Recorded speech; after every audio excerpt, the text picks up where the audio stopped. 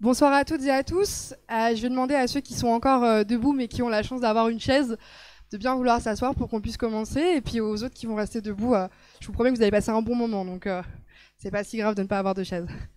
Alors bonsoir à tous. Merci d'être venus. On est ravis de vous avoir avec nous à LM en ce beau mardi ensoleillé pour passer cette soirée pour parler du bilan de mandat 2023 de notre député de cette deuxième circonscription, Ugo Bernalicis, qui va ce soir prendre un temps pour vous parler de ce qu'il a fait depuis un an, ici en circonscription, donc à LM, Villeneuve-d'Ascq, Mont-Saint-Barreuil, Ronchin, à Lille, mais aussi à l'Assemblée, où il nous représente vaillamment, alors depuis un an, mais nous on le sait aussi depuis maintenant presque 6 ans finalement, puisqu'il a été élu en 2017, un des plus jeunes députés de l'Assemblée, et pendant 5 ans, il nous a représenté vaillamment, il a très très souvent fait notre fierté, et je pense que ça lui a plu, puisqu'il a décidé de redoubler.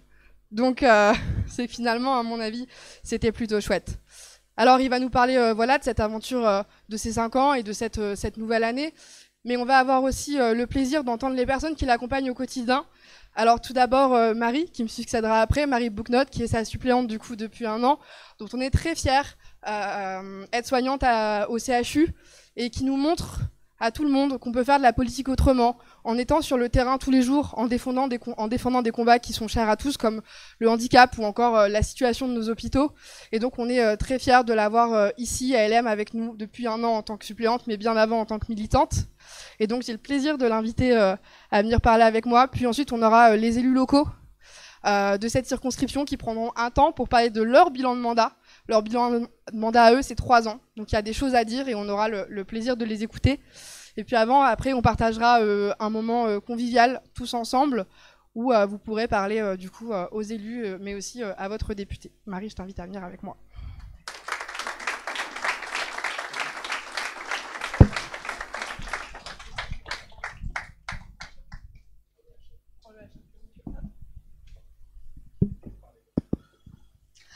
Merci Elodie. Eh bien, bonjour à toutes et à tous et merci d'être aussi nombreux ici à LM pour le bilan de mandat de notre député Ugo Bernalicis. Donc effectivement, nos élus locaux auront également l'occasion de présenter leur action en circonscription, notamment Lucas Fournier, qui présentera son bilan de mi-mandat.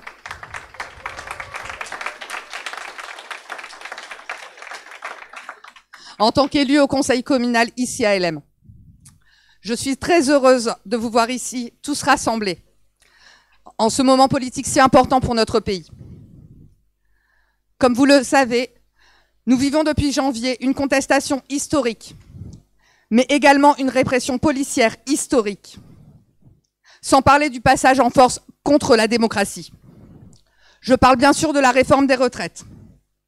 Une réforme autant injuste qu'injustifiée et impopulaire. Le monarque Macron a décidé de faire une réforme des retraites dès son premier quinquennat. Celle de la retraite par points, que nous avions déjà combattue, avec force à l'époque, le forçant à l'abandonner. Il revient maintenant en force avec celle-ci. Personne n'a eu son mot à dire. Ni les partenaires sociaux, ni les citoyens, pas même son gouvernement. Souvenez-vous, Madame Borne ne voulait pas d'un énième 49.3. Le débat parlementaire a été bafoué via divers articles de la Constitution. Le 49.3, le 47.1 et maintenant l'article 40. La démocratie parlementaire, selon Macron, s'est vidée de sa substance une proposition de loi avant même qu'elle ne soit débattue dans l'hémicycle. Les manifestations organisées ou spontanées et les casserolades se sont multipliées partout en France et ailleurs. La réponse du gouvernement a été de les interdire et de fortement les réprimer. Gloire à celles et ceux qui se sont mobilisés.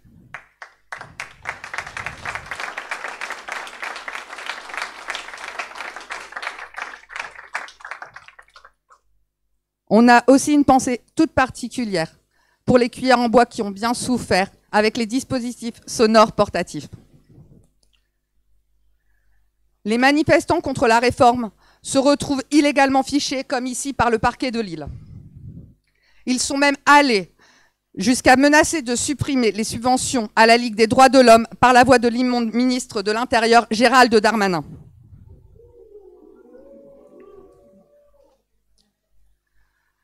Tout cela est le signe d'une crise démocratique profonde de nos institutions. La Ve République ne fonctionne plus. Il est temps d'en changer. Ce changement, cela fait des années que nous le préconisons aux côtés de Jean-Luc Mélenchon. Il faut passer à la Ve République.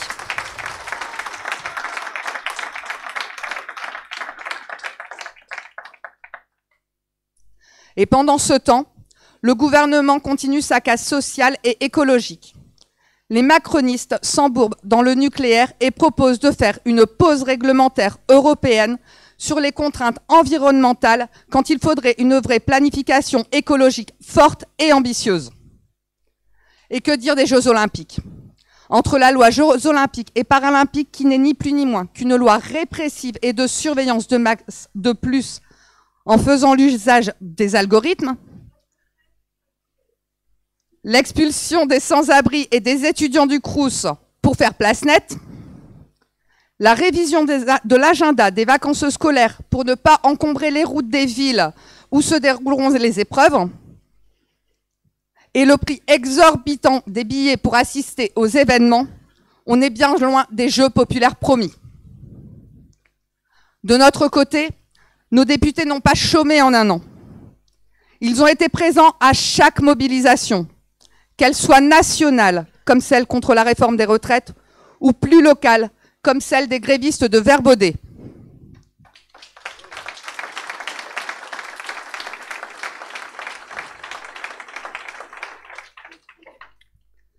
Gloire aux grévistes, pour beaucoup des femmes, qui ont lutté pendant plus de 2 mois pour une augmentation de salaire plus que méritée, notamment en période d'inflation. Elles sont sorties victorieuses de cette lutte. Et honte aux macronistes qui ont soutenu sans réserve les patrons. Gloire aux grévistes.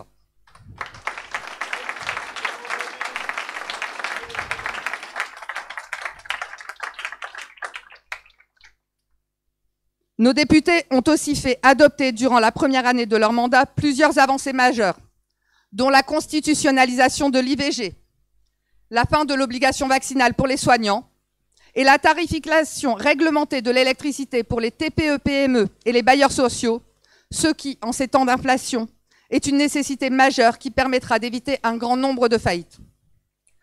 Sans compter bon nombre d'amendements adoptés, comme celui sur le blocage des prix des produits de première nécessité. Mais les macronistes n'aiment pas la démocratie et sont mauvais perdants. Alors ils ont donc resoumis au vote, car le résultat ne correspondait pas aux attentes de la minorité présidentielle et de leur monarque. Le combat n'est pas terminé. Il nous reste 4 ans de macronisme à combattre. Et c'est en étant unis que nous y parviendrons. Un autre monde est toujours possible, tous ensemble, pour notre avenir en commun.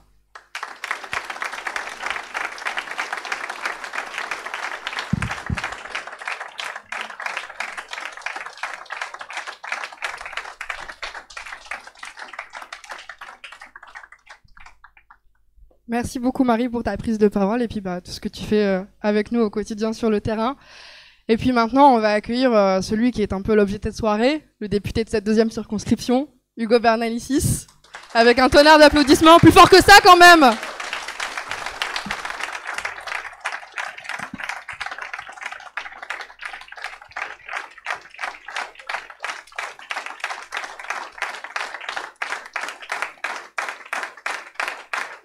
Bonsoir à toutes et à tous. Merci d'être aussi nombreuses et nombreux ce soir. Ça me fait beaucoup plaisir, et pas juste à moi, mais au combat politique que l'on mène et à tout ce qui nous anime collectivement et à toutes ces belles choses qu'on aimerait qu'elles adviennent. Mais avant, mon équipe a préparé une petite vidéo, une sorte de best-of, et je dois vous dire que je ne l'ai pas vérifiée avant. Donc on verra bien. Et je vous propose qu'on la regarde ensemble tout de suite avant que je commence à prendre la parole. Qu'est-ce qui se passe au gouvernement? En plus de faire travailler les gens 2 ans de plus, vous voulez faire sauter la banque. C'est ça votre objectif aussi? Peut-être que, monsieur le ministre, vous êtes un peu trop, comment je pourrais dire, tête en l'air, je ne sais pas. Vous êtes peut-être sur le banc de touche ou... Monsieur Bernalicis. Ah, vous avez sifflé hors jeu, madame la présidente, c'est ça? j'ai- Il se trouve qu'il y a une drôle de coïncidence. À chaque fois que vous présidez la séance, il y a des incidents. À chaque fois. C'est quand même étrange. Moi, je pense que vous n'êtes pas présidente de l'Assemblée nationale, que vous êtes un agent provocateur. Pour Elisabeth Borne, en fait, c'est quand ça l'arrange. C'est-à-dire que quand elle a les voix du Rassemblement national pour pouvoir repousser des propositions de la NUP, là, ça lui pose pas de problème. Et quand les oppositions votent contre leur projet, ah là, attention, on les renvoie dos à dos, etc. Bon, tout ça est assez ridicule. Mais vous voulez pas partager. Vous défendez ceux qui accaparent. C'est votre projet politique parce que vous pensez le ruissellement magique. Pas du tout. Hein, J'ai jamais dit qui vient ça. comme ça régler les problèmes. Vous êtes de gauche, monsieur Bernalicis. Ah, contrairement à vous, oui. Face à l'inflation, vous proposez de faire confiance à la grande distribution avec un panier anti-inflation. Ça me rappelle l'histoire avec Total, à qui vous aviez demandé poliment, de manière républicaine, à ce qu'ils fassent un effort. Résultat, 13 milliards de dividendes pour les actionnaires. Un record. Tout va bien pour vos amis et toujours pas de taxes sur les super profits. Avec la Bravem, on choisit des gens pour qu'ils aillent au contact et pour qu'ils tapent dans le tas, quoi, voilà. Clairement, très clairement. Personne n'est obligé d'être dans la Bravem. Quand vous candidatez pour faire ça, vous vous retrouvez avec les profils qui sont les plus énervés, les plus véhéments, et qui sont les plus débridés, en fait, hein, dans leur action et dans leur activité policière, parce qu'ils savent que, un, c'est ça qu'on leur demande, deux, qu'ils seront couverts derrière, et d'ailleurs c'est ce qui se passe, ils sont couverts derrière. Ne balayez pas comme ça par un 49.3 de la Commission une pétition qui a sa légitimité dans le pays. Sur qui a la responsabilité des violences dans ce pays? Quel est l'avis des Françaises et des Français? En numéro 1, 38% responsabilité, le gouvernement. Ça devrait vous interroger. Ça vous intéresse la vie des Français? Ben non, visiblement non, puisque vous classez sans suite une pétition signée par 260 000 personnes. Notre objectif politique est bien de changer la doctrine entière sur la question du maintien de l'ordre, et d'ailleurs que ça ne s'appelle plus maintien de l'ordre. Parce que de quel ordre on parle? De l'ordre capitaliste? De l'ordre de celui qui affame le peuple français, de l'ordre qui demande 2 ans de plus de travail? C'est ça? Hors de question de maintenir cet ordre. Par contre, garantir la liberté fondamentale d'expression et de manifestation, ça nous intéresse. Et c'est ça que devrait faire un ministre de l'Intérieur. Le type en rouge, je les entends distinctement, je suis à 2 mètres. Et là, je les vois foncer. Et sur le type en rouge. C'est bon. Eh ben non, ils ont pris 2 types en rouge. Ils ont dit le gars en rouge, ils ont attrapé 2 gars en rouge. Ah oui. Oui, mais les 2 vont finir 24 heures au trou. Qu'est-ce qu'ils font? Mais qu'est-ce qu'ils font? Pourquoi vous avez fait le mouvement de recul Oui, c'était fait comme ça. J'avais une invitation pour venir en immersion. Bah, regardez, pour voir ce que ça fait. j'ai pas besoin d'invitation pour venir. Là. Allez, regarde, il est sous le scratch, c'est pour ça. Il est là. En fait, c'est ça le truc. Antoine, viens là. Oui, mais moi je vous contrôle, monsieur. Mais moi, vous ne contrôlez pas, monsieur, pour l'instant. Ah bon? Léo! Antoine, tu peux nous citer des articles de la Déclaration des droits de l'homme, s'il te plaît? Article 12. Mais la Bravem, ce n'est que le Black Bloc de Darmanin. Avec le droit de frapper. Ni plus ni moins. Avec l'impunité par-dessus le marché. Et ça, vous refusez qu'on en parle. Ça, vous refusez de le voir. Ça, vous refusez de l'investiguer. La police, je ne dis pas. Mais je peux vous parler de police ou pas, monsieur Ntoven? Non, dire de façon systématique la police tue. Dire de façon systématique la police tue. Donc la police ne tue pas. Dites la police ne tue pas. Mais je dis pas la police ne tue pas, je dis... Bon, vous voyez bien que c'est absurde.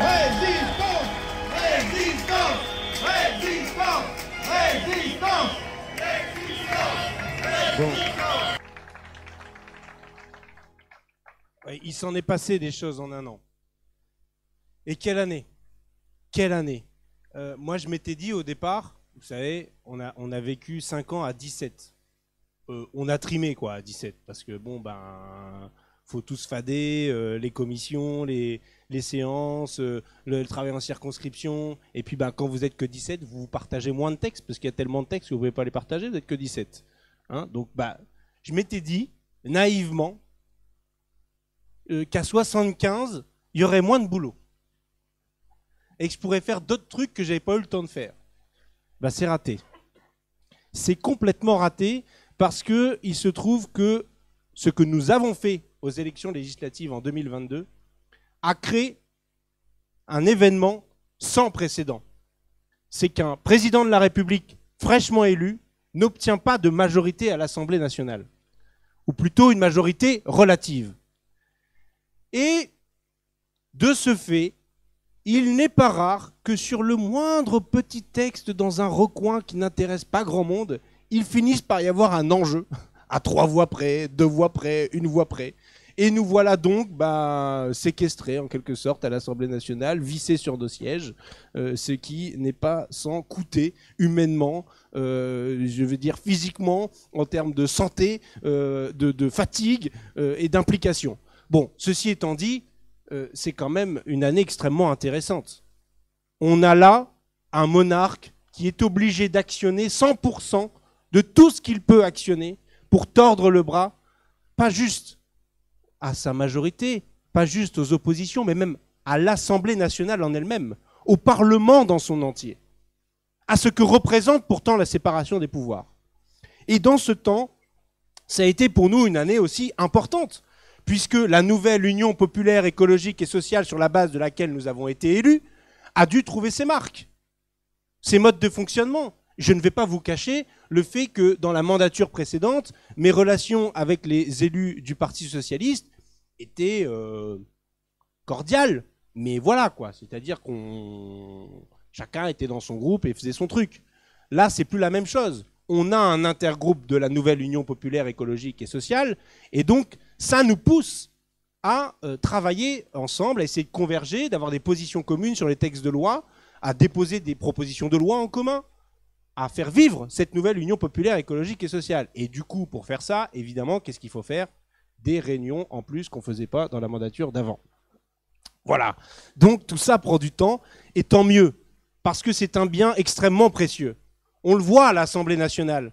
Quand la NUP est unie, quand nous sommes toutes et tous ensemble, quand on se lève d'un seul bloc à 150 dans l'hémicycle, ouais, ça a de la gueule. Oui, ça nous rend fiers, ça nous rend forts. Et ça nous montre ô combien le travail accompli jusque-là a été utile, et utile pour la cause. Quand on arrive à faire passer des propositions de loi, notamment sur l'inscription de l'interruption volontaire de grossesse dans la Constitution, oui, on est fiers. Et pourquoi? Ceux qui ont de la mémoire savent que nous l'avions proposé dans la mandature précédente. Et savent que dans la mandature précédente, parce qu'ils étaient tout-puissants, parce qu'ils avaient la majorité absolue, alors ils pouvaient rejeter tout, absolument tout, même quand c'était une bonne idée. Mais ça, c'est plus possible aujourd'hui. Et, autre événement quand même, dans ce bilan, c'est la présence de 89 fascistes à l'Assemblée nationale. 88 d'ailleurs maintenant. Ça, c'est pas pareil que la mandature précédente non plus. Et il faut se les farcir, hein, dans l'hémicycle. Bien que, dans bien des cas, et moi, pour être à mon poste de combat à la commission des lois, je vois ô combien ils sont pas si organisés, si bons qu'on veut bien le croire. J'ai été extrêmement étonné que sur la LOPMI, la fameuse loi d'orientation et de programmation du ministère de l'Intérieur, vous savez, le chèque de 15 milliards d'euros de Darmanin pour faire la répression dans le pays, même là-dessus, ils n'avaient pas trop grand-chose à dire. Quelques amendements ici ou là. Mais finalement, ces députés fascistes, comment progressent-ils? Comment vivent-ils dans l'ombre de la Macronie? Bien au chaud, bien gardés par eux et par leur turpitude. Leur turpitude, d'ailleurs, qui a fait que nous avons 2 vice-présidents, une vice-présidente et un vice-président, à l'Assemblée nationale, qui sont d'extrême droite. Ils ont même eu le toupet, alors que c'est une décision uniquement prise par Yaël Braun-Pivet en son nom propre, de désigner une députée du Rassemblement national à la délégation parlementaire au renseignement, qui est censée vérifier la stratégie et la ligne qui est donnée à nos services de renseignement dans le pays. Elle avait tout à fait le loisir de désigner quelqu'un de la NUP. Et si elle trouvait que j'étais trop excessif, je ne sais pas pourquoi d'ailleurs, elle aurait pu prendre quelqu'un de moins excessif que moi, ailleurs dans la NUP, plutôt que de mettre une fasciste. Non, ils ont décidé de faire la part belle aux fascistes. Pourquoi? Avec une seule idée en tête, au fond, vaut mieux le Rassemblement national que la nouvelle Union populaire écologique et sociale. Voilà le raisonnement qui anime la Macronie en 2023. Ce sont eux les dangers et qui sont en train de faire monter l'extrême droite. Et c'est aussi à 75 et à 150, mais à 75 pour ce qui concerne le groupe parlementaire de la France Insoumise, des nouvelles possibilités auxquelles on n'avait pas accès avant. Par exemple, pour ce qui me concerne, j'ai pu être rapporteur pour avis sur le budget 2023.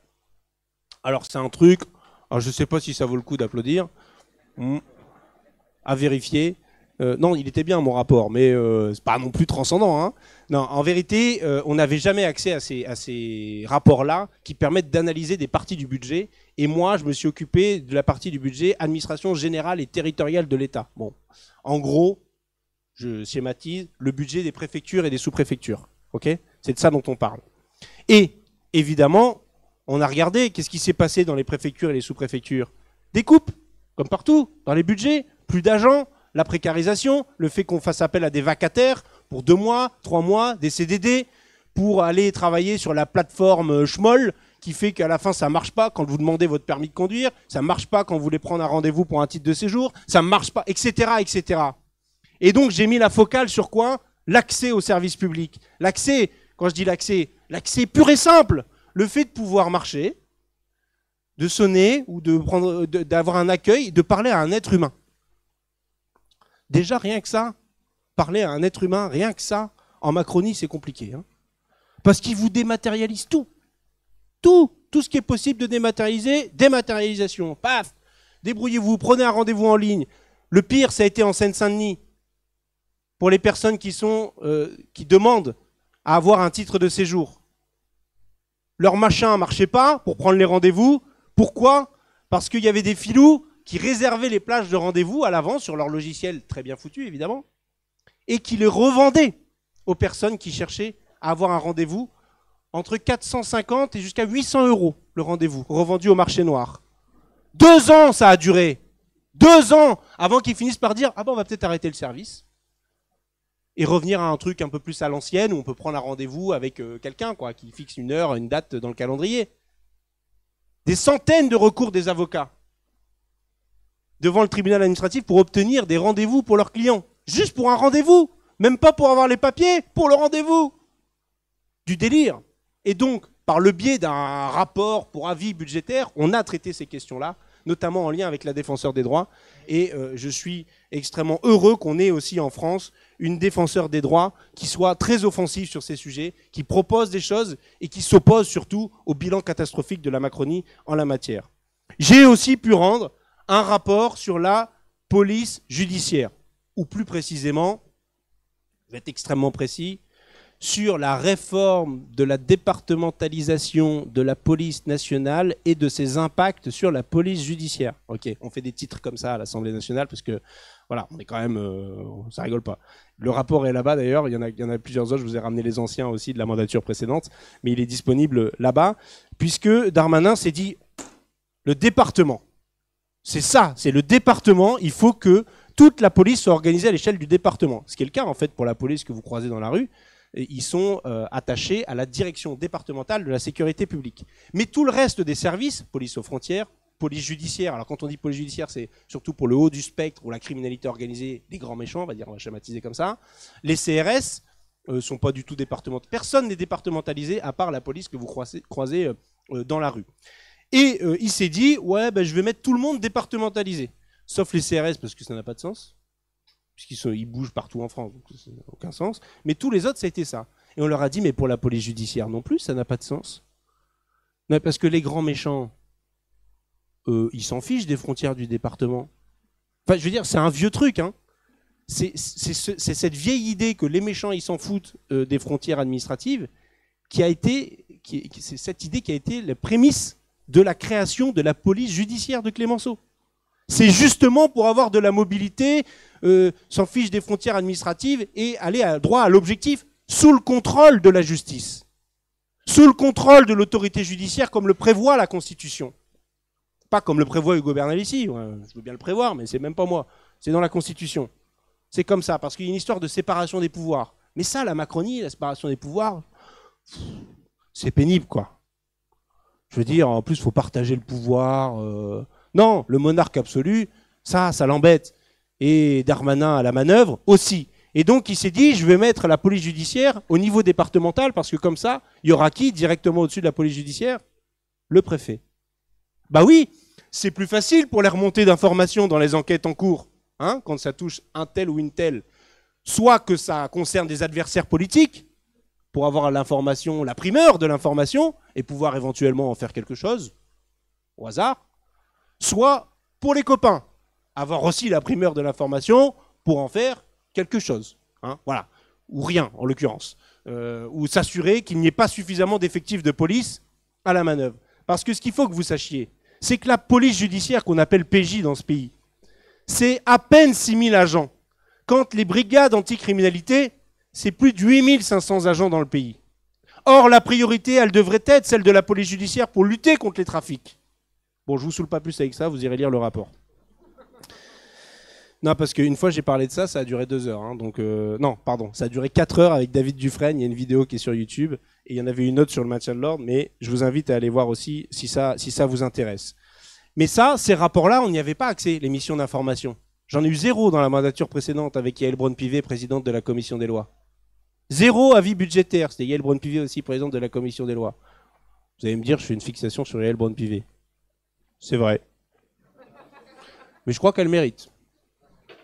Parce que quand même, en matière d'antidémocratisme, elle s'y connaît. Et quand je disais, vous avez vu dans la vidéo, c'est un agent provocateur. Je me corrige, c'est une agente provocatrice. De qui? De Macron, sur place. Ça, c'était pendant le débat sur les retraites, pendant leur texte. Mais elle a récidivé la dernière fois avec la proposition de loi de Lyotte, où elle a fait un coup de force à l'Assemblée nationale pour empêcher les amendements de rétablissement de l'abrogation du fameux article qui abrogeait le passage de la retraite de 62 à 64 ans. Parce qu'elle savait qu'il y avait une majorité dans cet hémicycle pour voter cette abrogation. Et en Macronie, c'est le pouvoir absolu. Parce que, à votre avis, quelles sont les voies de recours à notre disposition pour contester la décision prise par Yael Braun-Pivet?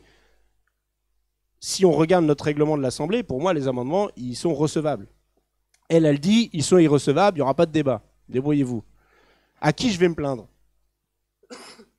À qui on va se plaindre en tant que groupe? Quelqu'un sait? Eh bien, personne. Voilà. Comme ça, c'est réglé. Il n'y a pas de voie de recours. Débrouillez-vous. Ils font leur coup de force. Terminé, circulé, il n'y a rien à voir. C'est ça le macronisme en 2023. C'est ça qu'on a affronté à l'Assemblée nationale. Bon, et puis dans ce bilan, quand même, dans les choses positives, c'est que moi aussi, j'ai pris du galon. Il n'y a pas Yael Braun-Pivet dans l'affaire. Je suis devenu officiellement, c'était pas encore officiel quand j'ai fait mes vœux à la rentrée, co-président du groupe d'études sur la filière brassicole à l'Assemblée nationale.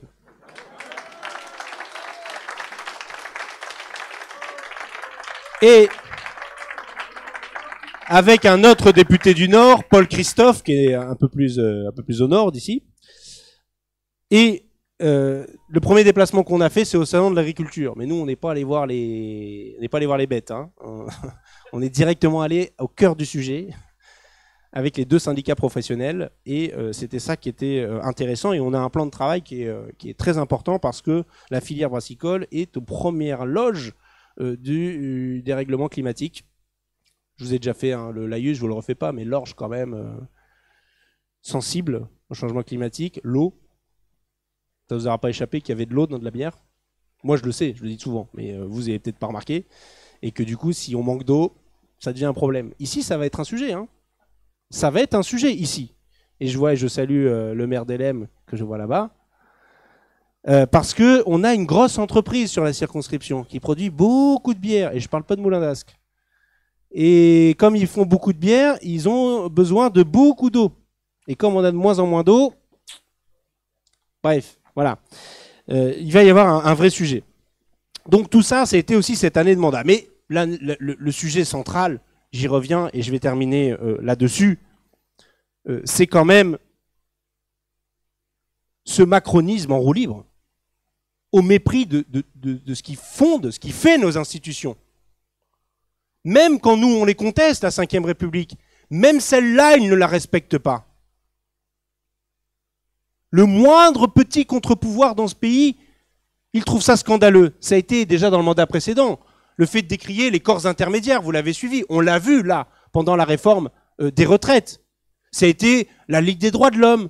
Ça a été une prise de parole lors d'une remise d'un prix à une réalisatrice qui en dit un peu trop par rapport à ce qui était prévu par la ministre, qui trouve que quand même les gens qui reçoivent des financements publics, ils devraient quand même tous être macronistes. Drôle de conception de la République et de la démocratie. C'est là-dedans dans lequel on baigne, et c'est eux que l'on bat, contre eux qu'on se bat, pardon. D'ailleurs, nous avons fait un serment ce 8 juin 2023, et je veux juste vous en lire un paragraphe sur la question de la bataille des retraites qui nous a occupé quand même une bonne partie de l'année, et il faut dire un grand bravo à toutes celles et tous ceux qui se sont mobilisés ardemment, qui n'ont pas compté leurs jours de grève, qui n'ont pas compté leur fatigue, et qui sont déterminés et qui le restent. Nous réaffirmons un objectif commun avec le droit à la retraite à 60 ans. Nous faisons le serment d'agir sans relâche par tous les moyens institutionnels à notre disposition, à l'occasion de nos journées d'initiative parlementaire, lors des débats budgétaires ou toute occasion opportune pour rassembler une majorité qui mettra fin à cette réforme injuste et injustifiée. Je vous lis pas tout le reste, mais c'est signé les groupes parlementaires membres de l'intergroupe de la nouvelle Union populaire écologique et sociale. Oui, nous ne lâcherons rien.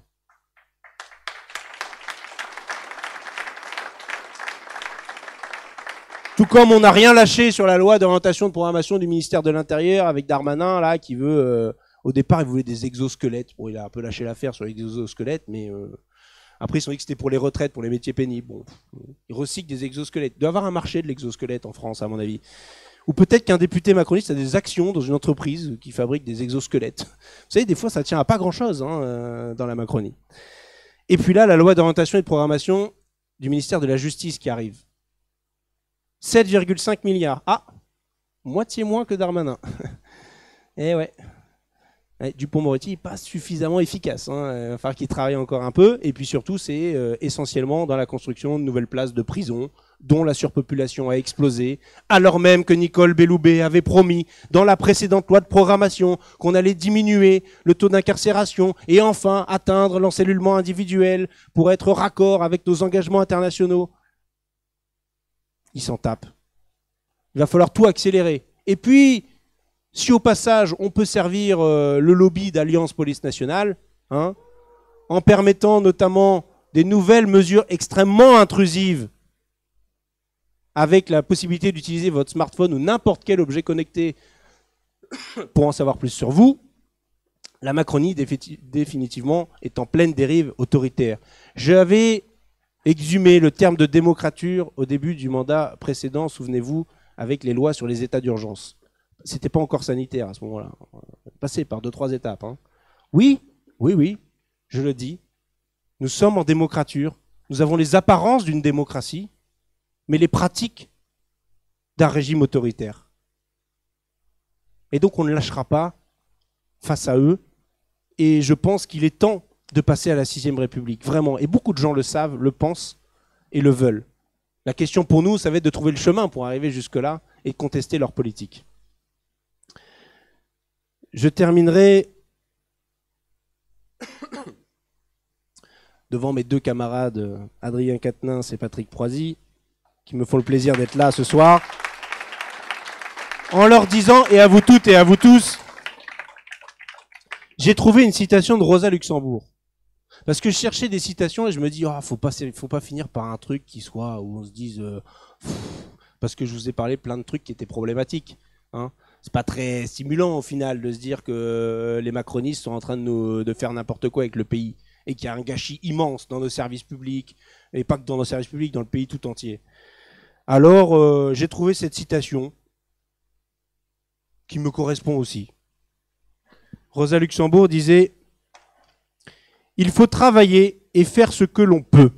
Et pour le reste, tout prendre avec légèreté et bonne humeur. On ne se rend pas la vie meilleure en étant amer. Alors, sauf pour la bière évidemment. Alors il me reste à vous souhaiter que l'on finisse cette soirée, après les prises de parole de nos camarades élus locaux, avec légèreté et bonne humeur. Merci pour votre attention.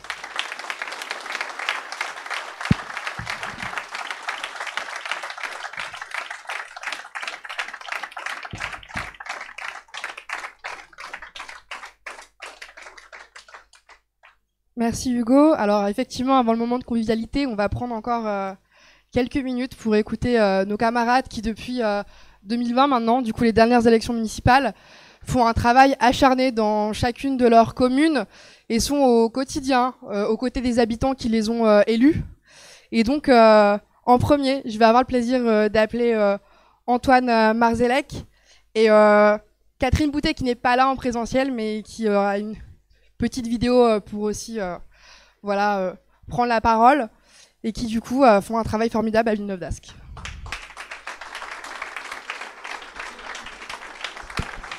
Bonjour à toutes et tous, je suis vraiment désolée de ne pas être avec vous ce soir, mais de devoir m'appeler à un autre endroit.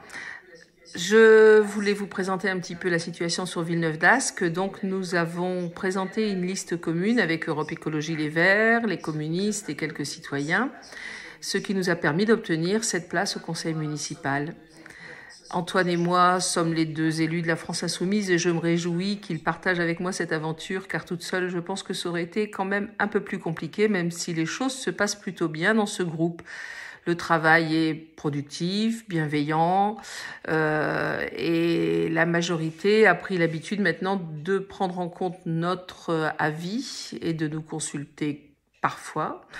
Ils voient que nous travaillons nos dossiers, que nous sommes sérieux et que nous ne lâchons rien, notamment sur la préservation de la nature, les animaux, le bien vivre ensemble, sur la défense des plus démunis et bien d'autres sujets qui nous tiennent à cœur. Si l'on accepte les coups de gueule de notre maire Gérard Caudron, on peut dire que ça se passe plutôt bien. Je suis très heureuse aussi d'avoir des camarades de la France Insoumise dans les environs, que je retrouve dans les manifestations, notamment celle de Verbaudet dernièrement.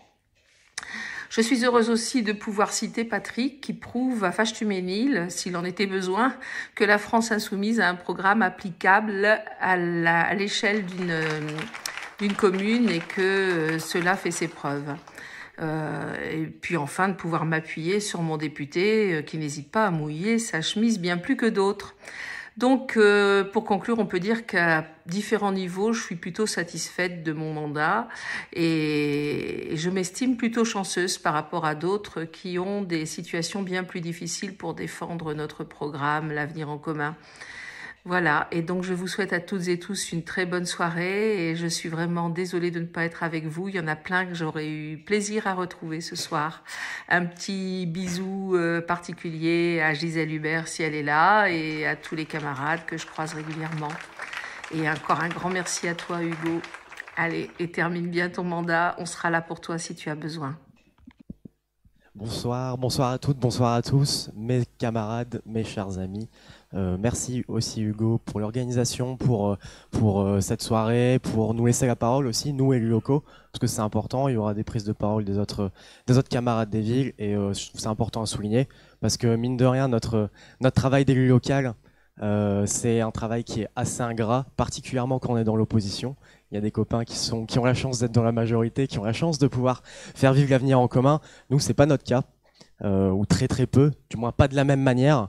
Le conseil municipal en opposition, c'est quelque chose qui est très très peu démocratique finalement. On a très peu de pouvoir, on peut déposer des motions, on peut faire des amendements, mais en gros, si la majorité, comme disait Catherine à l'instant, si la majorité le souhaite pas, bah elle le fait pas, elle nous écoute pas. Alors, ils ont quand même pris l'habitude de, au moins, si ce n'est écouter ce qu'on dit, entendre, éventuellement aussi prendre en compte sur certaines choses. Mais bon, Villeneuve d'Ascq, c'est une ville qui a 53 ans. C'est une ville très nouvelle finalement à l'époque. Et sur ces 53 ans, nous avons un maire qui a fait une quarantaine d'années de mandat, je crois. J'ai pas fait le compte, puisque c'est une ville qui a connu 3 maires. alors avec une petite intérim 2001 à 2008 avec Stiemnar. Et voilà, ce qui fait qu'en fait Gérard Collomb, notre maire, est hégémonique à Villeneuve d'Ascq. Il fait un peu ce qu'il veut dans une majorité faite divers gauche, on va dire, divers gauche centriste, centre droit, je sais pas trop, ça va de génération jusque la Macronie, puisqu'on a eu un candidat aux élections départementales qui était candidat sous la liste Macron et qui a été adoubé par Macron. Et donc voilà, on a une situation un peu compliquée finalement, et on essaye là tout ça, Catherine et moi, au sein d'une espèce de rassemblement de la gauche fait en 2020 sous la liste, avec la liste des Verts notamment, et la liste portée, supportée et soutenue par la France Insoumise qui était décidée vous-même pour Villeneuve d'Ascq. Eh bien on est là, on essaye de se battre pour la ville. Être élu local à Villeneuve, mais j'imagine partout ailleurs, c'est être à l'écoute d'abord des habitants. Je reconnais aussi d'autres camarades qui sont élus et je les salue. C'est être à l'écoute des habitants. À Villeneuve d'Ascq, c'est une ville qui est en construction perpétuelle. Comme je disais à l'instant, elle a 53 ans. Il y a des chantiers tout le temps. Et en fait, ça fait qu'il y a à la fois des immeubles qui sont nés dans les années 70 qui commencent à dépérir et des choses qu'il faut renouveler aujourd'hui.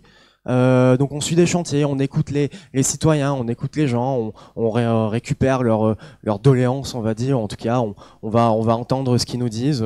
Voilà, des chantiers, je pense au chantier de Truden, des visiteurs, des chaumières du terroir. D'ailleurs, on a un camarade, je sais pas s'il est là, Montassar, mais qui vit des choses dans les chantiers des chemins des visiteurs, notamment. C'est quelque chose qui est ils se font maltraiter par LMH, au sens LMH, le bailleur majoritaire, Lille Métropole Habitat, où il y a des constructions, des rénovations, des choses qui sont faites sans queue ni tête. Et on essaye de porter un soutien, si ce n'est très pratique, un soutien qui va être au moins symbolique, de conseils, d'oreilles, d'écoute, et puis voilà, de remonter à nos camarades qui éventuellement ont un peu plus de pouvoir, quoique, je suis pas sûr, mais au moins ont un peu plus de pouvoir, je sais pas. On suit aussi les chantiers que sont les écoles. À Villeneuve d'Ascq, il y a des écoles qui se construisent. Une notamment, l'école Jean Jaurès au nord, qui dans une ère en 2023-22 là où on essaye d'avoir de plus en plus de verdure, de plus en plus de nature au sein d'une ville, on construit quelque chose qui est complètement bétonisé. C'est le cas de l'école Jean Jaurès, avec une cour qui est suspendue complètement en béton, et on nous a annoncé il y a 2 semaines que parce que c'est suspendu et parce que ça n'a pas été bien designé par les architectes, si on rajoute de l'herbe et si on rajoute des arbres et des choses comme ça, ce sera trop lourd et tout va s'effondrer. Donc c'est pas bien pensé, c'est pas bien réfléchi. On essaye d'être là pour aider les habitants là-dessus, pour prendre les décisions comme il le faut. On est force de proposition, on essaye en tout cas. Je suis quand même assez fier de dire que Villeneuve d'Ascq ne faisait pas du tout de moi des fiertés jusqu'à 2022, puisque l'année dernière c'était la première fois, et c'est pas moi qui l'ai organisé, mais que c'est quand même grâce à la motion que nous avons déposée, qui était un soutien au mois des fiertés et quelque chose contre les thérapies de conversion notamment à l'époque. Et donc grâce à ça, on a eu une première arrivée, une première édition l'année dernière, et puis cette année, voilà, ils ont fait un petit peu mieux que d'habitude, un peu mieux que l'année dernière, avec un peu plus de convivialité, d'exposition, etc. Et peut-être l'année prochaine, j'espère, un mois des fiertés, puisqu'il y en a qui le tentent bien. Ça se passe pas que à Lille, ça peut se passer ailleurs, et donc on aimerait bien éventuellement mettre ça en place avec la majorité, puisqu'ils sont aussi capables de faire des choses bien. On a signé des motions, notamment. Ils ont signé des motions contre la réforme des retraites, bien évidemment, à l'époque, contre l'installation des antennes 5G. Ça remonte déjà à 2021-2020, je crois. Bref, des choses comme ça, des choses très symboliques finalement, mais montrer qu'on est là sur le terrain, parce que finalement en 2022, pendant la campagne à la fois présidentielle, à la fois législative, on a entrevu la possibilité d'un nouveau monde. On a senti que c'était possible. À peu de choses près, c'est pas passé plutôt, mais ça aurait pu passer. Et ce nouveau monde-là, je pense qu'il est toujours possible. Je pense qu'il faut toujours se battre pour ça, et ça passe aussi par les élus locaux.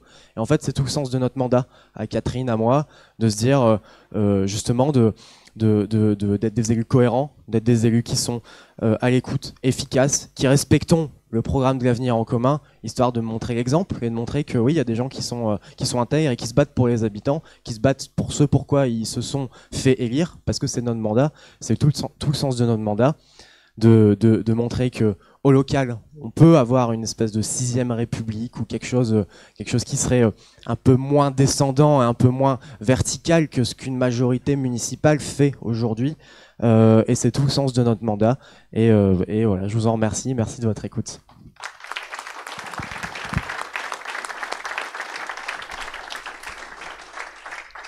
Merci beaucoup Antoine. Et puis maintenant, je vais demander à Kevin Vaillant, de venir ici pour prendre la parole pour Mons-en-Barœul. Et puis à distance, on va avoir une petite vidéo de Ghislaine Beauvois, qui est élue avec Kevin à Mons. Bonjour à tous, je suis Ghislaine Beauvois, je suis co-animatrice du groupe d'action Insoumis et Insoumises de Mons-en-Barœul. Et pour la première fois en 2022, j'ai assuré une expérience assez unique en qualité de présidente de l'association de la campagne de financement de notre député Hugo. Une expérience riche d'enseignement pour moi, notamment dans les relations avec la banque et les fournisseurs. Et voilà, je l'ai assuré de bon gré et avec tout mon cœur. Maintenant, la satisfaction est là, c'est que notre député a réussi à combattre notre maire Rudy Elgest, et il en garde une rancune tenace contre les insoumis.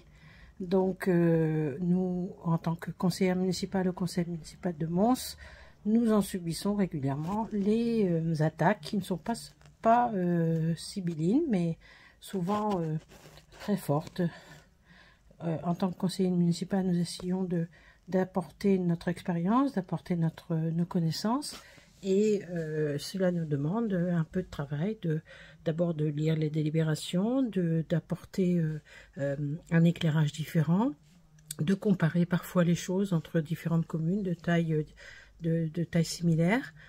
Et c'est justement sur la comparaison des communes sur la restauration scolaire et les tarifs applicables aux familles que nous avons subi au conseil municipal dernier une attaque frontale de notre maire contre une liste certes minoritaire, mais nous serions des êtres immoraux et que ce serait la France insoumise qui induirait ce comportement.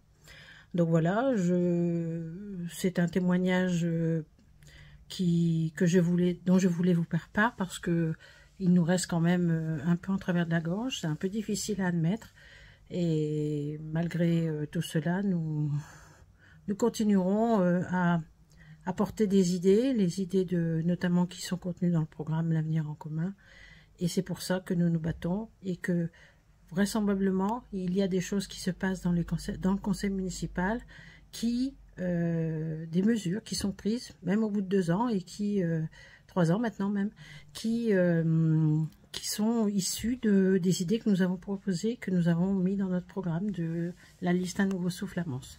Voilà, je vous remercie de votre écoute, et je vous souhaite une bonne soirée à tous. À bientôt. Au revoir.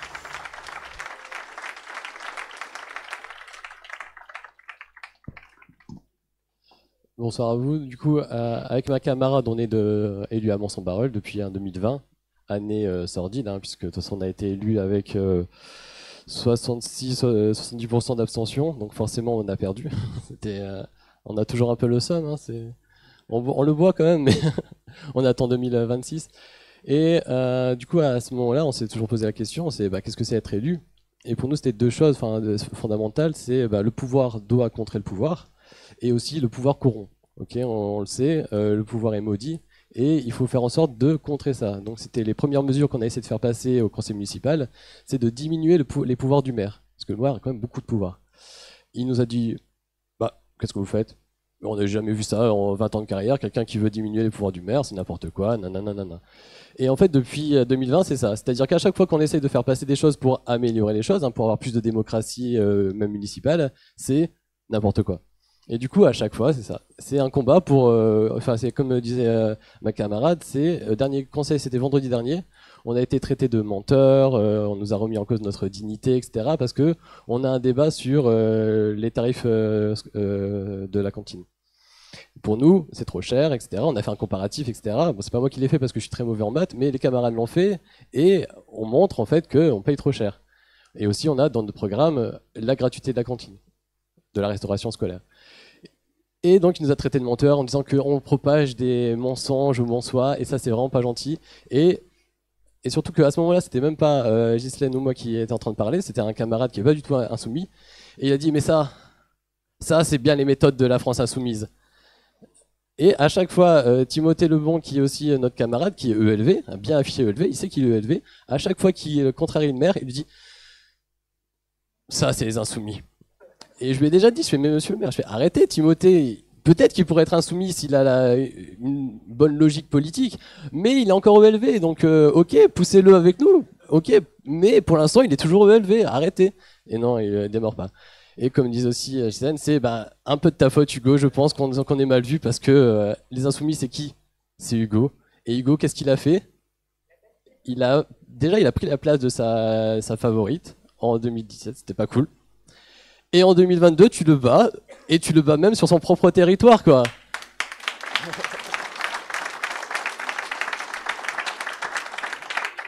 Et pas gentil, Hugo, ce n'est pas gentil de faire ça. Et son petit ego, ça fait depuis 2001 qu'il est, c'est sa ville, ok. Ça aussi, c'est un autre problème, comme Antoine, hein, c'est les politiciens qui sont là depuis 20, 30, 40 ans, etc. Et on le voit, Monsieur Agès est là depuis 2001. Donc ça fait quand même un petit bout, hein. Il y a plein de jeunes que je rencontre, etc. sur Mons qui me disent « Mais le maire, il était maire, j'étais même pas né. » C'est vrai. Et du coup, le petit truc de la corruption, c'est ça, c'est que pour lui, il est pas corrompu comme on pourrait le voir à l'Assemblée, mais il est corrompu au sens où il pense que c'est sa ville, c'est son fief, c'est son territoire, etc. Et du coup, le fait qu'il soit battu par un insoumis, un dégueulasse insoumis, vraiment, il a encore, je pense, la rancœur tenace. Et puis qu'on est aigri comme ça, c'est pas bon. Tu le disais, hein, être aigri, c'est triste, c'est tristouné pour lui. Et donc après aussi, donc être élu local, c'est aussi rencontrer plein de gens. Et ça, c'est génial parce qu'on rencontre plein de gens qui nous disent beaucoup de choses, etc. Comment ça se passe vraiment, puisque c'est en fait la ville, on la découvre pas en étant au conseil municipal, puisqu'au conseil municipal, on ne sait rien. C'est-à-dire qu'on reçoit les délibérations 5 jours, 6 jours avant, on doit charbonner dessus pendant 6 jours, et puis il faut se rencontrer, etc. Parce que on est élu, on est donc deux insoumis, avec des camarades de LV et des camarades citoyens qui sont proches, en tout cas qui sont à gauche. Et donc on doit se réunir pour savoir ce qu'on va dire. Et défendre la chose, parce qu'on fait les choses bien quand même. On travaille, comme tu disais Antoine, ou comme on disait, on fait un vrai travail, c'est-à-dire qu'on fait un travail de compréhension, de demande de papier aussi, parce qu'il y a toujours des choses qui sont à moitié données, donc on doit redemander des choses, etc. Parce que pour eux c'est logique, en tant eux ils sont à la mairie. Et donc c'est tout un travail qui est fait dans le rush. Et donc c'est des prises de position qui sont parfois, des fois, assez beaucoup d'abstention, puisque finalement on peut pas voter sur des choses qu'on ne comprend pas ou qu'on ne saisit pas, ou qu'on n'a pas toutes les informations, ou qu'on est insulté aussi, comme vendredi dernier, on n'a pas pris part au vote, parce qu'il nous a insultés, donc un peu de respect pour nous-mêmes. Et donc c'est tout ça, et c'est très drôle, puisque finalement, chaque année, on revient sur les mêmes délibérations, hein, c'est assez cyclique, et chaque année, on leur redit les mêmes remarques parce qu'ils ne comprennent pas. Comme Ghislaine, elle est très modeste, mais elle a une vraie expertise sur la gestion d'une mairie. Elle sait exactement, elle était RH, etc. à la mairie de Lille. Donc elle sait très bien lire les tableaux d'effectifs, etc. Et donc chaque année, on lui dit, il y a trop de gens précarisés, il y a trop de vacataires, etc. Et à chaque fois, ils disent, mais non, mais c'est normal, c'est juste qu'on ne trouve pas de poste, etc. Nanana. Et il traitait Ghislaine de la syndicaliste. Genre, moi, je suis professeur parce que je suis prof, donc il me dit professeur, parce que je donne des leçons aussi, et bah oui, c'est un peu mon métier. Et Ghislaine, c'était la syndicaliste, parce qu'elle défend les travailleurs précaires de la mairie. Et à un moment, elle leur dit, mais vous savez, moi, j'ai travaillé à RH, etc. Et là, quand ils ont su qu'elle savait de quoi elle parlait, ils étaient en mode, ah merde. Mais toujours, ils n'ont pas voté quand même nos mentions. Et ce qui est très drôle aussi, c'est on voit un peu la Macronie, parce que le maire est macroniste, et on voit un peu ça dans notre municipalité, c'est-à-dire qu'il est macroniste et il n'aime pas trop la démocratie. Genre, quand il nous a traités de menteurs, donc nous on s'est dit, bon, on va répondre. Il a fait, le maire est président de séance, je vous coupe la parole, vous ne répondrez pas. Mais lui, il peut nous insulter, c'est la démocratie comme on aime, hein, on aime bien ça. Et à côté de ça aussi, on a aussi les petites dérives de le maire est avec le PS, et du coup, on découvre aussi il y a deux PS. Il y a le PS qui était pour qu'on fasse une réunion ensemble pour la réforme des retraites. Donc on a fait une réunion locale pour sensibiliser un peu les gens sur cette réforme des retraites. Tu as été invité, etc. Tu as fait une intervention. On a aussi beaucoup de spécialistes qui ont fait des interventions très pointues, etc. Il y a un PS qui nous disait « Ok, mais il faut qu'on en parle ensemble ». Et après, ils nous ont dit « Non, c'est pas ok, parce qu'il y a une partie du PS qui n'est pas ok avec ça ». Et donc ça, c'est assez drôle aussi. Donc on voit un peu la miniature de ce que ça pourrait être à l'Assemblée avec les... Il y a un pro Cazeneuve, ouais. Hein, je ne citerai pas son prénom, ni son nom. Et donc c'est assez drôle, parce que du coup, tous ces gens-là sont de gauche, dans leur discours. Mais ça les dérange pas de détruire des bâtiments pour envoyer après les gens plus précaires ailleurs, on sait pas où. Mais quand on vote contre la destruction de bâtiments, en disant il y a peut-être une autre façon de faire, une revalorisation, c'est vous voulez maintenir les gens dans la pauvreté. Et ça, c'est pas gentil. Alors que moi, quand je détruis les bâtiments, les HLM, etc., eh ben, je disperse les pauvres et du coup, ils sont mieux. Parce qu'il est de gauche. Donc il fait ça. Et c'est pas du tout la gentrification. Quand j'ai dit que c'était la gentrification, il m'a dit scandaleux. Vraiment, c'est scandaleux ce que vous dites, monsieur Vaillant, etc. Donc c'est très drôle, ce côté langue de bois, ce côté on est de gauche, mais on est de droite au fond de nous, mais on veut pas le dire parce qu'on est à honte. Et comme quand il s'est présenté contre toi, c'était pour une gauche de Macron. Voilà, c'est très drôle. On s'amuse quand même bien, j'aime bien rigoler contre lui. Et après, donc, je vais pas rajouter grand chose sur ça parce que c'est limité.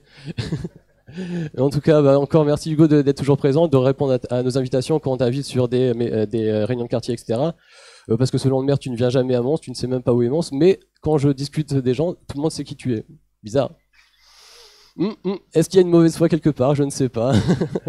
En tout cas, merci beaucoup de nous avoir écoutés.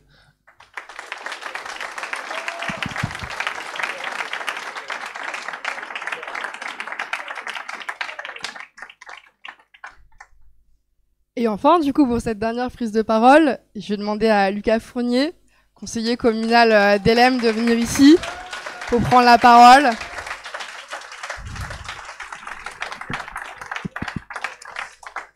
Bien, mes chers amis, merci à vous d'être venus ce soir, si nombreuses et si nombreux, pour ce bilan de mandat. Je tiens à remercier d'abord l'ensemble des militantes et des militants qui ont fait le travail d'aller partout dans nos communes, boiter le bilan de mandat, boiter l'invitation à cette soirée. Merci à vous. On se rend jamais vraiment compte de l'ampleur de l'organisation de ce genre d'événement.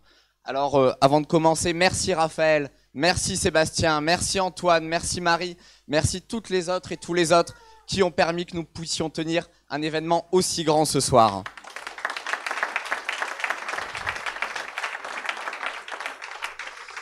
Puis enfin, le plus important quand même, merci Hugo de l'invitation. Et surtout, merci Hugo d'avoir été quand même réélu largement dans toutes les communes de la circonscription. Et vous ne pouvez pas imaginer à quel point cela soulage dans des communes d'avoir un député toujours présent pour faire concrètement avancer les dossiers de nos concitoyens. Merci Hugo pour ta disponibilité systématique pour aider nos concitoyens. Il était très important pour nous, élus locaux, d'avoir l'occasion de présenter notre action dans le cadre d'une réunion avec notre député, car on l'oublie trop souvent, mais les problématiques auxquelles on est confronté dans nos villes, c'est avant tout des problématiques d'ampleur nationale. Peut-être d'ailleurs dans notre circonscription plus qu'ailleurs, car nous avons des communes avec des quartiers extrêmement précaires. Je prends l'exemple à LM du quartier de Dombrowski, où on a quand même un revenu médian qui est inférieur au seuil de pauvreté.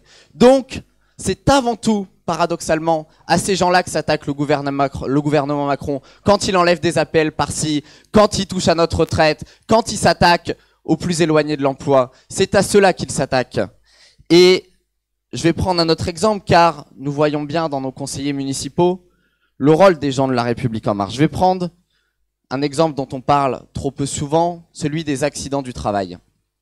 Dernier conseil, nous étions amenés à voter une subvention pour aider une association, la FNATH, qui s'occupe d'accompagner les personnes qui sont victimes d'accidents du travail. Sachant qu'on a quand même dans nos communes encore beaucoup de sites industriels, de gens très vulnérables. Je pense notamment aux chauffeurs-livreurs à vélo, qui sont plus susceptibles que les autres de rencontrer des accidents du travail. C'est donc un sujet fondamental sur lequel on se doit d'intervenir. ALM, Madame Mila Leguet, conseillère à La République En Marche. Rien à secouer. La délibération passe à Lille. Madame Spielbout, députée et conseillère En Marche. Quelle est bête celle-là. Encore pire, rien à faire. Vous savez pourquoi? Parce que c'est pas eux qui vont aller fleurir les tombes de leurs proches. C'est les nôtres. C'est les plus précaires de nos concitoyens.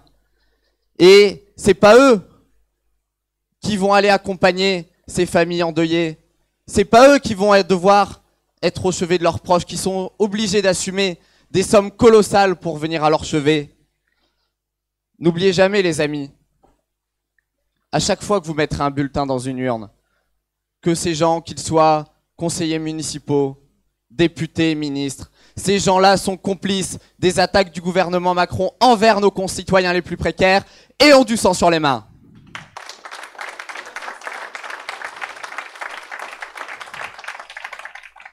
Il y a donc un lien évident entre ce qu'il se passe dans la commune et ce qu'il se passe dans notre pays. J'irai même plus loin.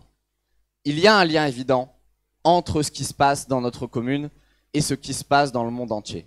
Vous savez, il y a un conseil communal où j'avais présenté 2 vœux.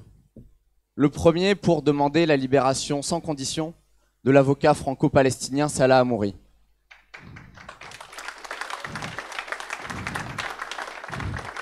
La République En Marche. Oh là, mais vous nous faites perdre notre temps. Ça ne nous regarde pas ici en ALM. Faut le dire, Hugo l'a rappelé, que les droits humains, forcément, c'est pas trop leur problème. Mais il y avait un deuxième vœu sur lequel je vais passer un peu plus de temps. Un vœu pour venir en soutien, pour que la commune et la ville de Lille apportent leur soutien au gouvernement brésilien de Lula face à la menace de coup d'État de Bolsonaro. Je veux saluer dans cette salle, parce qu'elle est présente ici, ma camarade Maria, et avec elle toutes les autres du Parti des travailleurs de Brésil, qui savent ce que c'est d'avoir l'extrême droite, qui ont lutté depuis le début contre l'instrumentalisation de la justice à des fins politiques, qui ont chassé le fasciste Bolsonaro et qui enfin ont brillamment résisté à leur retour et au coup d'État. Là encore une fois, République En Marche, 2 vœux. Mais c'est pas politique, ça nous regarde pas. Enfin, on est LM ici, on n'est pas au Brésil. Vous comprenez quel point ils ont des petits esprits étriqués quand même. Ils ne comprennent pas, pourtant nous le savons bien, nous, Français, particulièrement LM, où nous avons eu le cas de l'extrême droite aux portes du pouvoir, que quand ces gens-là, si nous laissons passer l'extrême droite dans nos communes, dans notre pays, à qui ils s'attaqueront en premier?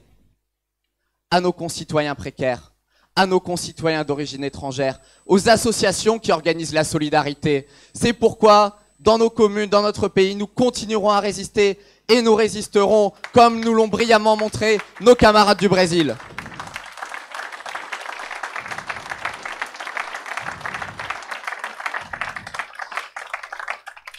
Croyez-moi, les amis, même si on s'intéresse à ce qui se passe autour, cela ne nous empêche pas d'être scandalisés par ce qui se passe ici même. Je veux vous parler là de la question du logement. Vous pourrez toutes et tous, élus municipaux, députés, vous en parler pendant plusieurs heures. On pourrait ici à LM parler de nos camarades qui sont présents ici dans la salle, qui se sont battus pendant des mois face aux punaises de lit. On pourrait parler de nos habitants de l'allée des Marronniers, qui est une rue à 2 pas d'ici, qui avaient carrément des champignons dans leur chambre. Moi, je veux vous parler d'une histoire qui me paraît symptomatique du problème du logement ici à LM. C'est celle de madame, qu'on l'appellera Madame Dembélé. Alors, Madame Dembélé, je l'ai croisée par hasard sur un marché. C'était d'ailleurs la première fois où on vendait le programme L'Avenir en commun. Elle était très en colère. Elle me dit, qu'est-ce que vous pouvez faire pour mon logement? Écoutez, on va venir voir. Montrez-moi un petit peu le problème que vous avez. Alors on rentre dans les immeubles à Monterre, qui sont propriété du bailleur SI Habitat. On voit, dès qu'on rentre, l'humidité partout. On franchit quelques portes et on arrive dans la salle de bain. Une horreur. Une horreur à la fois, évidemment, vous en doutez bien, esthétique, parce que le plafond est noir complet, rempli de taches de moisissure. Mais c'est surtout l'horreur physique, parce que quand c'est à ce niveau-là, on est asphyxié, on ne peut plus respirer. Alors on est revenu avec mon camarade Hugo Bernalici, qui a répondu une fois de plus présent, si je le salue encore. Nous sommes revenus une semaine après avec des journalistes. Vous imaginez bien que cette dame, cette mère de famille, elle était usée. Vous pouvez plus vous imaginer ce que c'est si vous allez chaque jour dans votre salle de bain, que vous pouvez même pas prendre une douche pendant 5 minutes. On est rentré. Cette fois, il y avait toute la famille.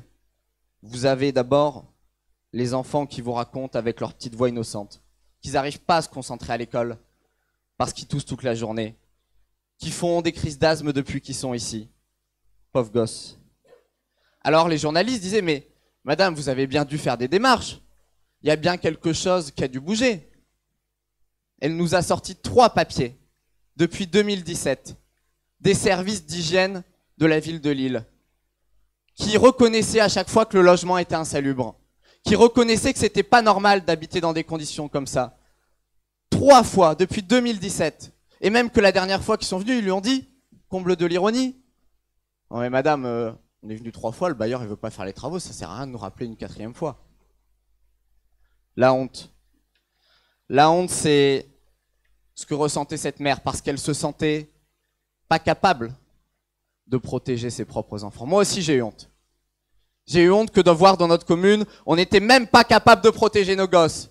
J'ai eu honte de voir que dans notre commune, il y en a qu'il faut appeler bailleurs voyous, qui se permettent de détruire en toute impunité la vie des gens. Comment voulez-vous appeler, sinon qu'avec le terme de voyous, des gens qui s'affranchissent de toutes les lois, même quand les institutions reconnaissent qu'ils sont en tort, et qui, pire, c'est là le plus pervers, profitent de la situation sociale des gens qu'ils ont en face d'eux. Parce qu'ils savent que ces gens-là, ces gens qu'ils accueillent, ils n'ont pas les moyens d'engager des procédures coûteuses, fastidieuses. Ils ont déjà les enfants, toute la famille à s'occuper, un travail souvent très précaire. Ils ne peuvent pas lutter contre ces gens-là. C'est pourquoi nous faisons le serment ici, que partout dans les villes où nous accéderons aux responsabilités, nous mettrons fin à l'impunité des bailleurs voyous pour Madame Dembélé et toutes les autres.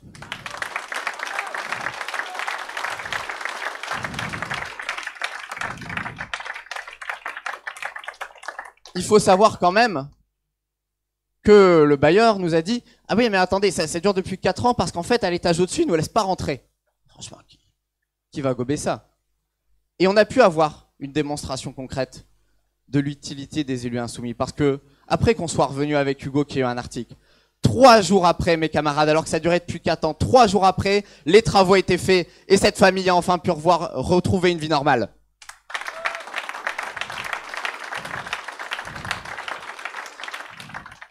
Voilà comment je conçois notre mission en tant qu'élu. Nous rendre utile, concrètement et directement, au service des gens qui luttent. Ceux qui luttent pour leur dignité, je viens d'en parler. Ceux qui luttent pour les causes écologiques, énormément d'associations engagées dans ces causes. Car nous savons que nous sommes malheureusement la ville où on a le plus d'îlots de chaleur. Et que donc, nous avons quand même des projets qui sont complètement aberrants d'un point de vue écologique. Et enfin, il y a ceux qui luttent pour que nous puissions faire la ville ensemble. Je veux vous parler du quartier Lépine, qui tient particulièrement à cœur parce que c'est celui où j'ai grandi. Un quartier très enclavé avec des familles très modestes. Il se trouve que il y a quelques années, c'était assez tendu dans le quartier.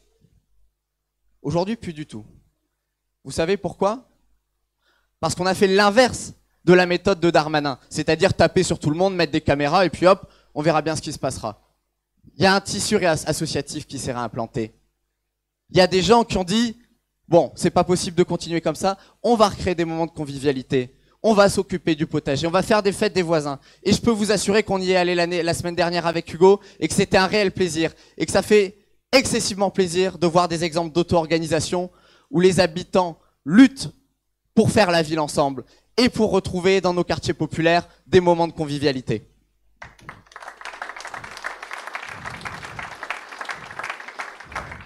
Alors, je suis obligé d'en parler quand même. On l'a mis après sur les réseaux sociaux avec Hugo.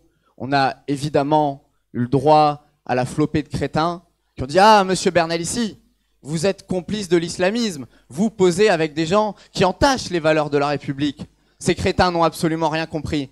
Parce que les habitants de l'Épine ont bien plus compris ce que c'était la République que d'autres. Liberté, égalité, fraternité. Et ces gens-là font vivre plus que n'importe qui la fraternité dans leur quartier, et c'est eux-mêmes qui l'organisent.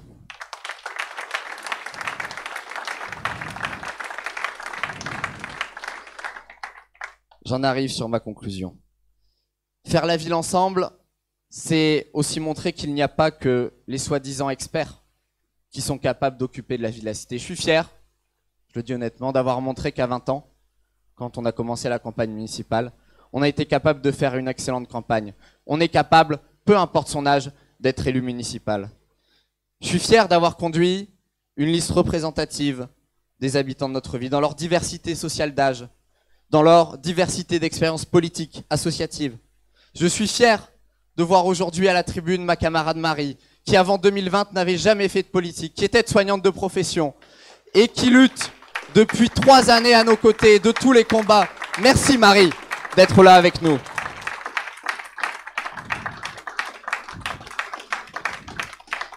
Marie, mon camarade Adrien, ma camarade Caroline Fiat, ces gens-là sont notre fierté, car ils montrent partout où ils sont élus, que ce soit dans les conseils municipaux, en tant que députés suppléantes ou à l'Assemblée, qu'on n'a pas besoin d'être un expert, d'avoir un grand travail, d'avoir fait de grandes études pour faire de la politique. Car ma camarade Marie, elle sait mieux que quiconque aujourd'hui l'état des services publics dans nos villes. Elle sait mieux que quiconque à quel point c'est compliqué pour une personne handicapée d'évoluer dans une ville. Ces gens, Marie, Adrien, Caroline, on pourrait en citer plein d'autres, c'est pas un simple affichage. C'est un signal politique que nous envoyons aux puissants, celui que tout le monde sans exception, est capable de faire de la politique.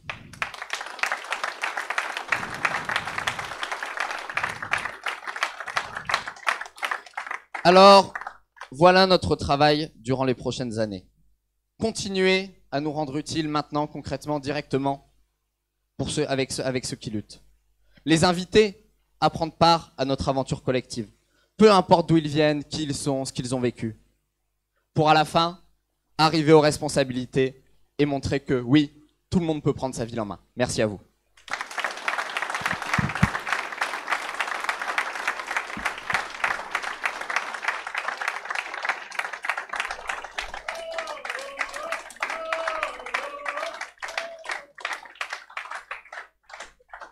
Merci à tous. Je voulais juste aussi un petit mot pour Jean-François Pile qui devait être avec nous ce soir, qui est élu municipal à Ronchin et qui ne pouvait pas être présent mais qui devait prendre la parole, et une petite pensée pour lui aussi ce soir, qui fait un excellent travail à Ronchin.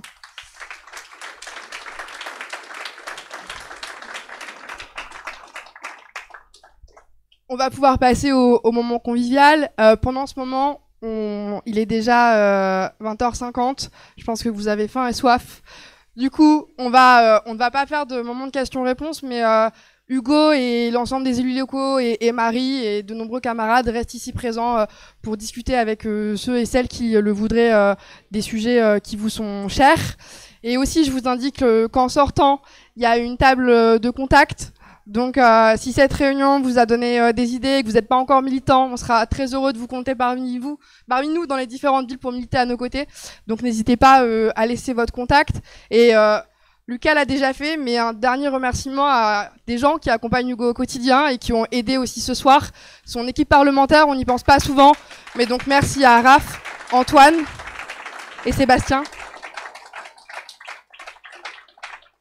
Et il va y avoir un moment de musique aussi. C'est ça. Donc je vous souhaite à tous une belle soirée et profitez-en.